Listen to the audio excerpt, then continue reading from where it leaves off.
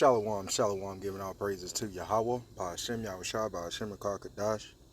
Double honors to the apostles and the elders, the GMS that rule and teach word and scripture, and salutations to the Ikim that are doing this work in truth and faith and in all sincerity.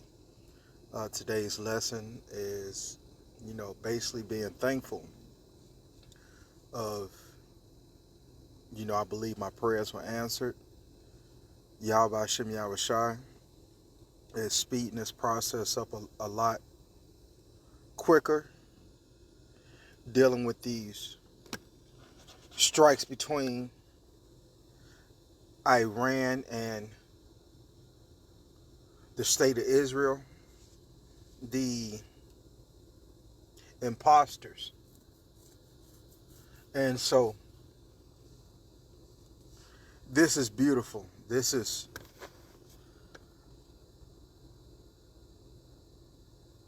been a long time coming, even though the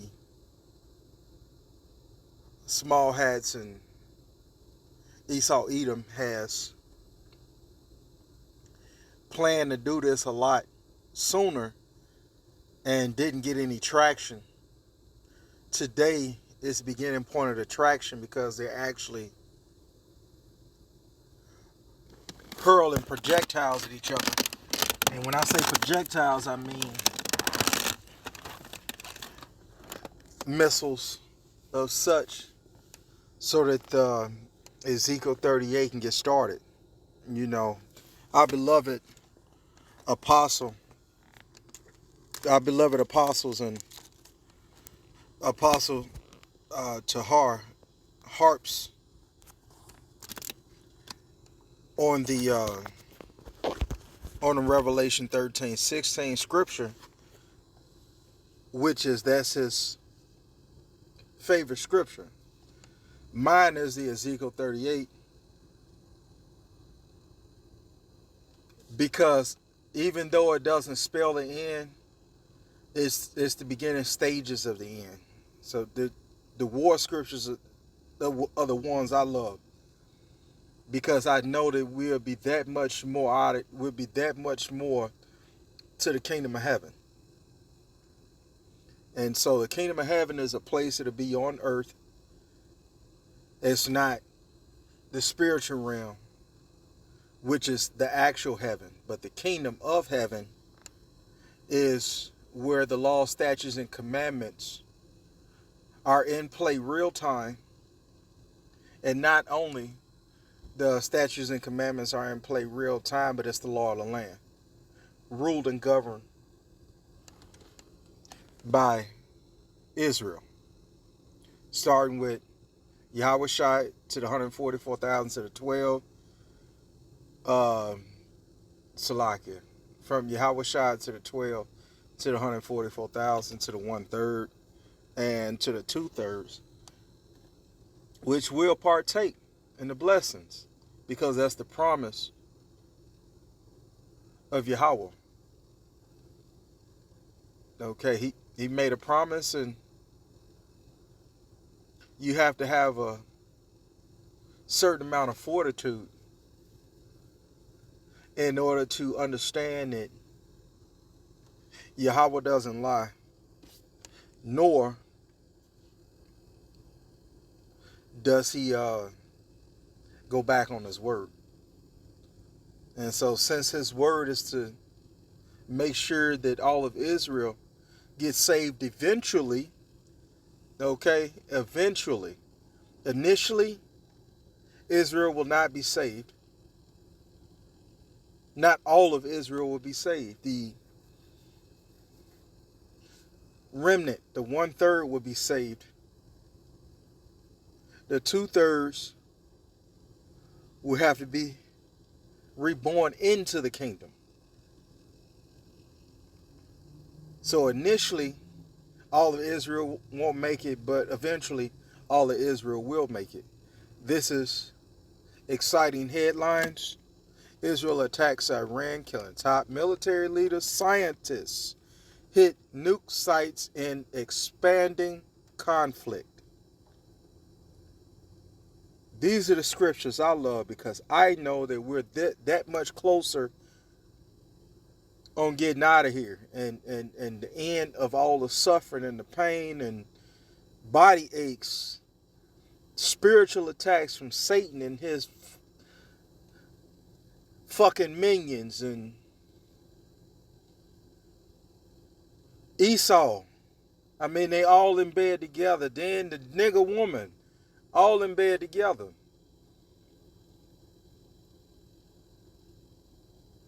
To go against the hopeful elect.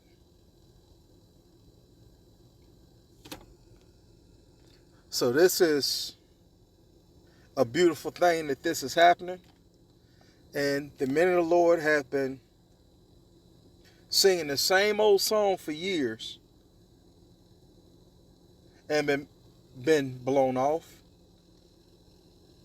been talked about, and not in a positive light, in a negative light. And as the scriptures say, we are made fools for righteousness' sake. So we appear to be stupid, foolish, and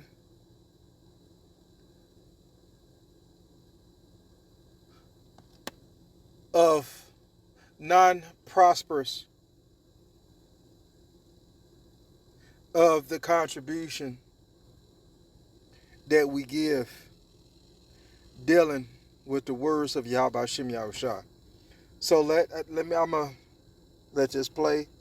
Lord will, I can follow this with a few scriptures, but this is one of the most exciting days of my life. And so we know that before the bombs drop, that the MOTB will be in effect, full-fledged. But like I say, I speak as a man. I believe this at least get the catalyst started and catapult these prophecies, that they speed up so that we can get out of here. So we can go and be in our rightful positions as rulers,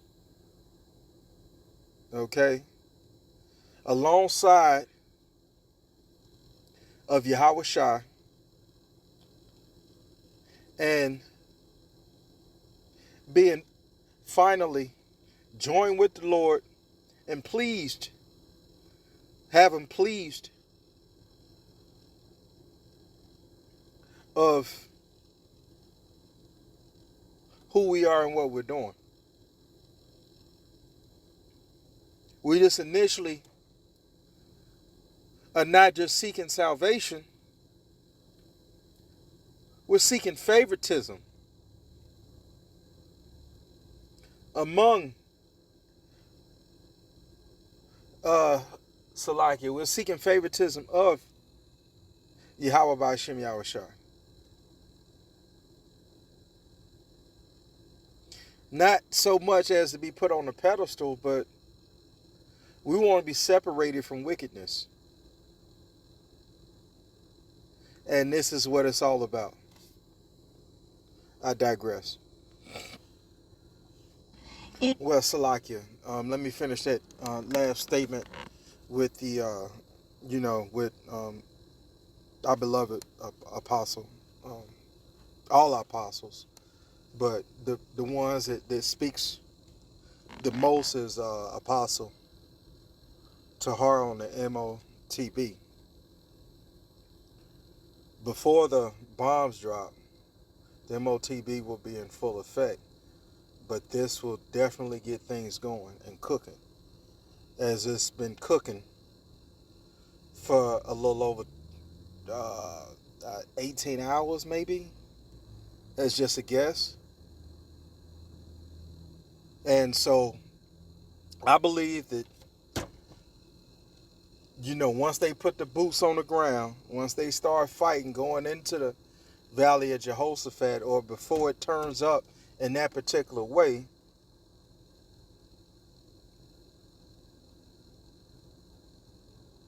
these little events have to take place. And I believe before the missiles drop, that the MOTB will be in full effect. So, some say World War III is going to happen before, I mean, after the MOTB, and it could be choppy, it can be in stages. So that's me. I speak as a man. I digress. Lord willing, we get out of here as soon as possible. Israel's launched a major military attack on Iranian nuclear and military capabilities, killing dozens of top military officials and scientists, along with civilians. At least 200 fighter jets have struck over 100 targets across Iran, including Iran's main uranium enrichment site in Natanz and a nuclear research site in Tabriz. Strikes have also waiting for pairing. The Iranian capital.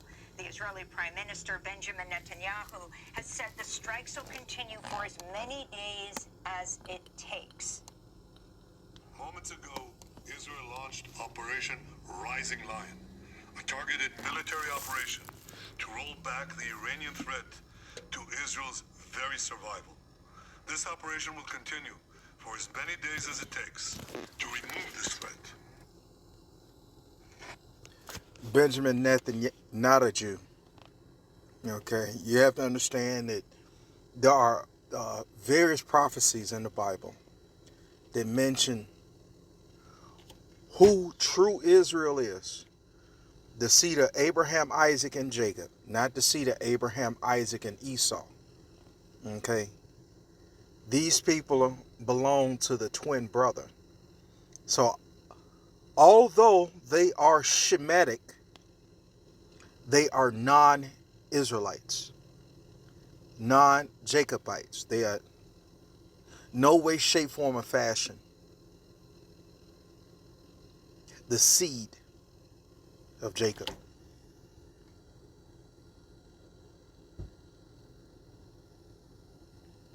Include Iran's top military and nuclear leaders, including Hossein Salami, Commander-in-Chief of the elite Islamic Revolutionary Guard Corps, Mohammad Bagheri, Chief of Staff of Iran's Armed Forces, and Ali Shamkhani, a close aide to Iran's Supreme Leader Ayatollah Ali Khamenei. Nuclear scientists Mohammad Mahdi Taranshi and Feyerdoun Abbasi have also been killed. Iran's Foreign Affairs Minister has said the country has a, quote, legal and legitimate right to respond. It's been reported Iran has launched at least 100 drones towards Israel that are being intercepted. U.S. Secretary of State Marco Rubio claimed the U.S. was not involved in the strikes, while Trump posted on social media, quote, I gave Iran chance after chance to make a deal. The Israeli attacks came as the U.S. and Iran have been engaged in talks over a possible new nuclear agreement. We're joined now by two guests. In Tel Aviv, Gideon Levy is an award-winning Israeli reporter and columnist for the newspaper Haaretz and a member of its editorial board. His latest book is titled The Killing of Gaza. And in Washington, D.C., Trita Barsi is the executive vice president of the... You don't understand, this is all for us. This is all for the ones that are downtrodden, the ones that are still in captivity, the ones that are still in servitude under the hands of this devil. Institute for Responsible Statecraft and the author of several books, including Losing an Enemy, Obama, Iran, and the Triumph of Diplomacy. Welcome back to both of you on Democracy Now! Trita, let's begin with you. Your response to these extraordinary attacks by Israel on Iran.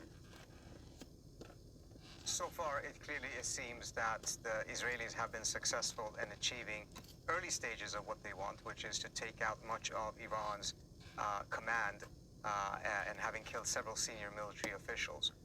When it comes to damage to the nuclear program, the attacks against Natanz are one thing, and that's a facility that is no more than 10, 20 meters underground. There's not been any attacks against Fordo, which is about 800 meters underground, and that is something that it does not appear that the Israelis have the military capacity to take out through bombardment. There may be other avenues that they will pursue, and perhaps even the U.S. does not. But what I think is increasingly clear in all of this is that this was not an act of defiance by Netanyahu against Trump, but rather the Trump administration and Trump himself was coordinating this with the Israelis in the hope, apparently, for Trump, thinking that this will actually soften the Iranian negotiating position and enable him to get a deal in which the Iranians capitulate. It remains to be seen whether that is the case. I suspect that the Israeli hope, however, is that the Iranians don't capitulate, that they strike back, and by that, get the U.S. to get more actively involved in the war. So, Trita, can you talk about the significance of who has been killed? So, several of the top people, the head of the Air Force, the head of the missile program, the former head of the nuclear program, several of their predecessors had also been killed in assassinations by the Israelis. None of them at this scale and at the same time. And this, at a minimum, is going to delay an Iranian response to Israel because so much of the top command essentially is gone. Whether they can actually reconstitute it remains to be seen. But in that sense, the Israelis have pursued exactly the same game plan that they had with Hezbollah, and it appears that the Iranians have learned nothing from that, because that's what the Israelis did in Lebanon. They went after the top ranks, and by that they made sure that much rest of the organization was not capable of striking back or fighting.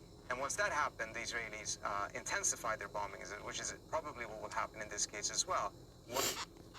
Just know that Yahweh Hashem Yahushua is known as number one for his word. Number two, because he loves Israel. So, all of this amounts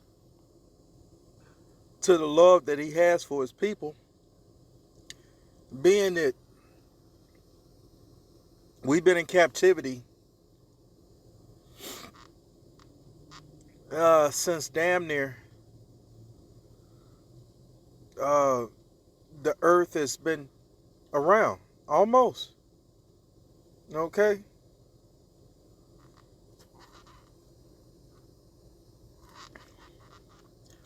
Captivity under the Assyrians,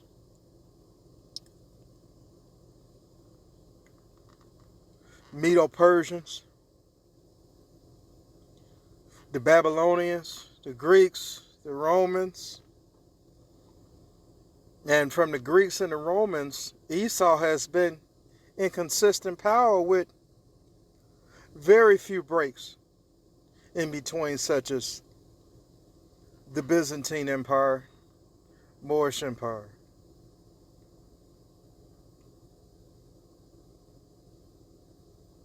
So, for Yahweh B'Shem Yahushua to do what he's doing now is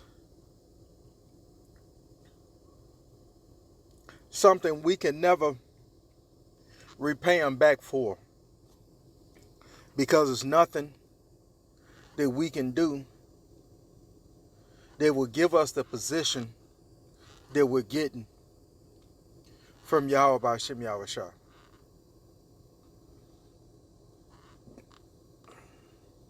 Only thing that we can do is be thankful and do what we can do to please Yahweh B'Shem Yahushua. Once they feel that the Iranians are essentially incapable of responding, they're going to do everything they can to take out as much as possible of Iran's military capabilities, conventional or nuclear. So you have this tweet of President Trump this morning where he says, 2 months ago, I gave you 2 months. If you can talk about what's going on at the negotiation level, the fact that the negotiations were supposed to be continuing on Sunday, will that be happening? And the level of infiltration penetration of Iran by Israel, what this means to hit so many, to kill so many of the top leadership in Iran. Not to mention, if you can talk about the significance of Natanz and these other nuclear and military sites that have been hit. Well, the significance of what has happened at the negotiating table is that originally the Trump administration entered these talks with the red line of only seeking no weaponization. And with that red line, a deal could be made because it would mean restricting the Iranian nuclear program but not eliminating it. The Iranians have agreed to that in the past. They have signaled clearly that they would agree to it again. Something happened, though, and Trump then shifted his position towards zero enrichment, which is the Israeli position, the same position that John Bolton and Mike Pompeo argued for in the previous Trump administration.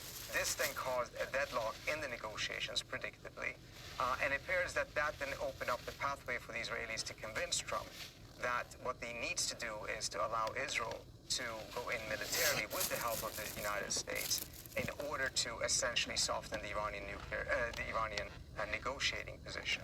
I doubt that there will be any talks on Sunday. I think the Israeli calculation is to hope that there won't be any negotiations going forward at all. The Iranians respond, and then by that, making sure that the U.S. enters the war much more fully and openly than what it has been so far. Well, Gideon Levy, we're speaking to you in Tel Aviv. If you could tell us, what the mood is there. Israel, a state of emergency has been declared in Israel. Additional attacks from Iran are anticipated. What is happening there? What are you hearing? It's a very intensive, emotional mixture. On one hand, there is the fatigue of the last 20 months in which Israel is attacking Gaza on a daily basis, and many soldiers are there. The war against Hezbollah in the north, people are sick and tired. On the other hand, the James Bond sentiment wakes up now to see all those military impressive achievements. Nobody can deny those are impressive military achievements, and this gives some pride to Israelis. Israelis like it very much. Israel is, as you know, quite a militaristic society, and those achievements, killing here and destroying there, without any casualties, obviously, until now, it's a great achievement. But nobody pays attention to the price, the potential price, the possible price, which none of us know what will it be. And above all, there's no very clear answer. Where are we aiming to? Will we bomb every second year another location somewhere in the Middle East? And by this, Israel will continue with the same policy, the same strategy, living on the sword forever? Can't tell you. But right now, people are very proud of what happened and very worried from the retaliation, which might come any moment. And Gideon, what about your response? There's been some speculation that these attacks, and indeed the success of these attacks, in terms of hitting the targets that were presumably chosen, that this will actually bolster Netanyahu's position within Israel in a way that now whatever support for him was dwindling because of his, the continuing assault on Gaza and the Israeli hostages not having been released, all of them. You see, we are in a very, very early and preliminary stage. What looks now as a phenomenal success might turn into a fiasco within hours or days or weeks or months. But right now, I'm sure that Netanyahu is much more appreciated than yesterday in Israeli society. I give him the credit. He didn't do it only for domestic politics. This will be unfair to say. His rivals are many, and I'm one of them, obviously. But this was the project of his life in the last 20 years, and now he really implemented it. We should be very careful in judging it because, as I said, it's too early. But obviously, right now, he is really at his peak in popularity, even though there were no polls yet.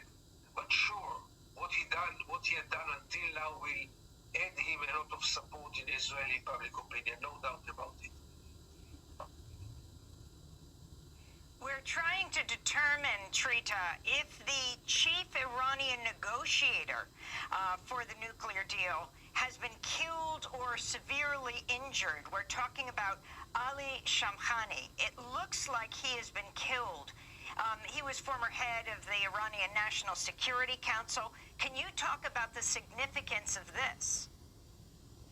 So he has been killed, as I understand it. He was not the chief negotiator, but he was the chief of the negotiating committee that was coordinating the negotiations between the negotiating team and the Supreme Leader's office. He's a long-standing figure within the Iranian regime of Arab background, and the fact that he was targeted is also further indication that the Israelis were not trying to enhance the negotiations, but rather force either capitulation or an Iranian response that would bring the United States into the war more fully. And what are the concerns you have about a wider regional war?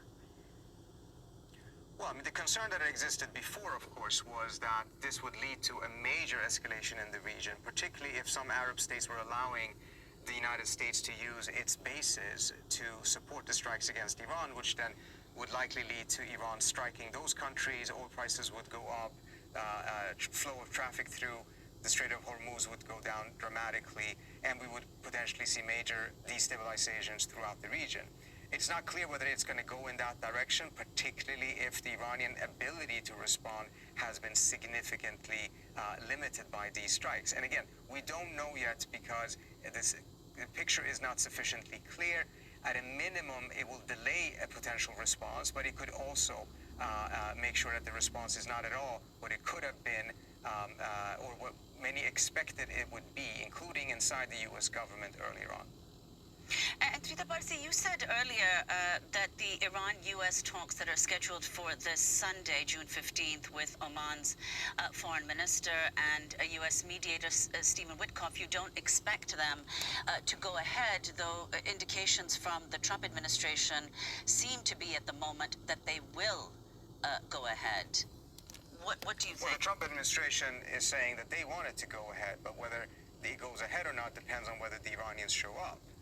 And again, I think the Trump administration is trying to use these strikes as essentially a negotiating leverage. The question is if it will work out that way. Don't get it twisted. When this stuff fully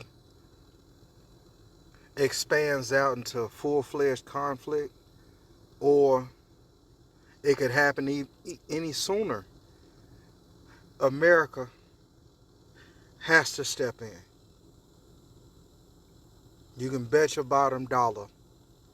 All these countries that have any kind of military power are going to the Valley of Jehoshaphat in the Middle East for this Third World War. Or if it actually will prompt the Iranians to significantly harden their position, potentially walk out of the NPT, kick out the inspectors, and move towards weaponization. There's a lot of different, the spectrum is quite wide there, but I suspect that it is quite unlikely that there will be any talks on Sunday. And I also wonder where the Omanis are in all of this, because they probably feel a bit embarrassed because they have done a very good faith effort to actually negotiate a deal. But they agreed to that mediation because of confidence that both sides are serious about a deal. It's not so clear any longer as to whether the Omanis or anyone else would be serious about thinking that the administration actually is looking for a deal. Finally, you told CNN earlier today that this would be catastrophic for Gaza because now all the focus will shift to Iran and the starving, dying children of Gaza will be forgotten. If you could say a little more. Are you aiming it at me? Boy, these small hats really want that land. You have two nationalities. The seed of Ishmael, the seed of Elam, which is mingled in there, Elam and Ishmael, and the seed of Esau, fighting for a land that doesn't belong to neither one of them. If you could say a little bit more, do you see that? Yeah, sure. Sure. I didn't know you aimed it at me. Sure.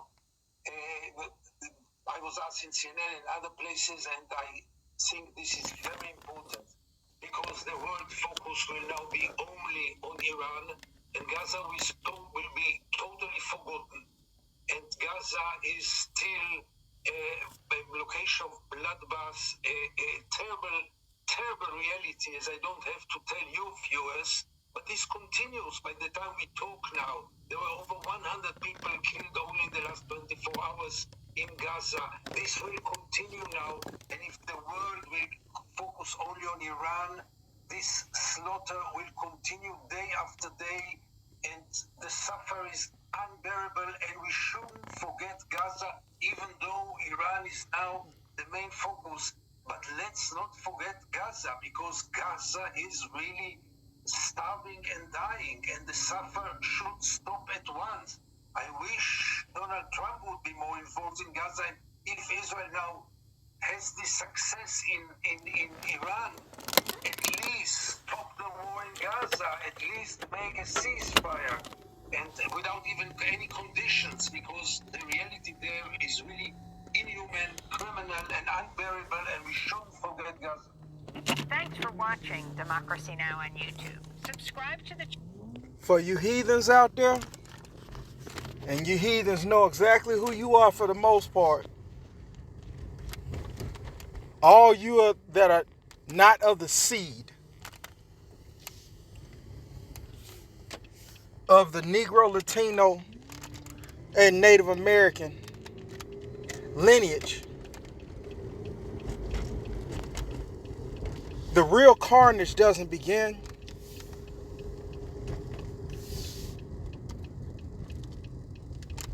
until the inception of the nation of Israel. The inception of the kingdom of heaven, Salakia. That's when the real carnage begins, because none of you heathens have paid for what you've done to the nation of Israel. You think it's bad now, it's going to be 1,000,000 times worse in the kingdom of heaven.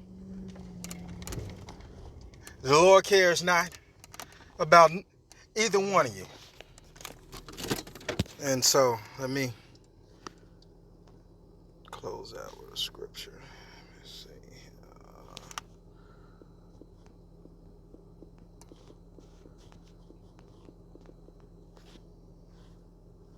Revelation 3:9. Behold, I will make them of the synagogue of Satan, which say they are Jews and are not, but do lie. Behold, I will make them to come and worship before thy feet, and to know I have loved thee. Okay.